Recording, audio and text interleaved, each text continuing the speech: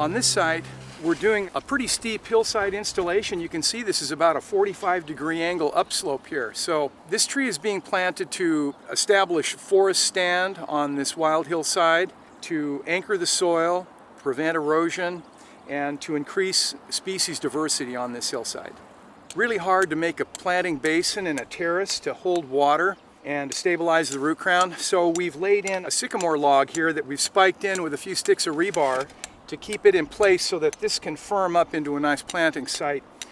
Our site is a little bit limited. Normally we go 3 times the width of the container. In this case, we're about 2 or 3 times the width in this direction and maybe twice the width in this direction. So it's the compromise for site conditions. Our soil, though, is pretty good. The fertility is pretty high, so we're going to amend a little bit, but we don't need to do too much because the site has a lot of fertility. We don't dig below the depth of the container because we don't want the tree to settle in the installation hole. But in this case, what we're going to do, we're going down a little bit of extra depth, and we're mixing in some soil amendment into this mix, and we're going to compact and drive out the air so the tree doesn't settle or change grade in the landscape. We're compacting and driving the air out. We don't want an air pocket under the tree. We don't want the tree to settle in its planting hole. So we're driving the air out with a little compaction. We want the bottom of the hole nice and level. If we used a compacting jackhammer or something like that, we could easily over-compact. So just the weight of the human body isn't going to be so heavy that we over-compact the soil.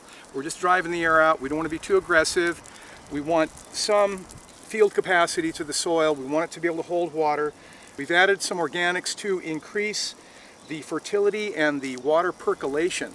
So in this site, it's important that we have good percolation. We want the water to be able to enter the soil. So a little organic in there is going to help that. We're looking at the position of the lateral limbs for a kind of an espalier fan form. So some of these primary limbs parallel the trail and not onto the bank. So we're just looking at our best orientation. We want this tree nice and plumb, very straight up and down, and get her started vertically.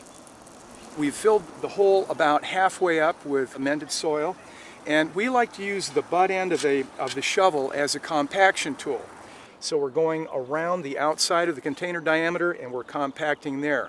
Sometimes what we like to do to make sure we've gotten good water penetration down to the bottom of the root ball, we'll do a little bit of an irrigation before we have completely backfilled our fill soil. So I'm just going to add maybe a gallon or 2 of water here to make sure that we're getting water penetration to the bottom of our original containered root ball. So that's about enough. We don't want to make it muddy.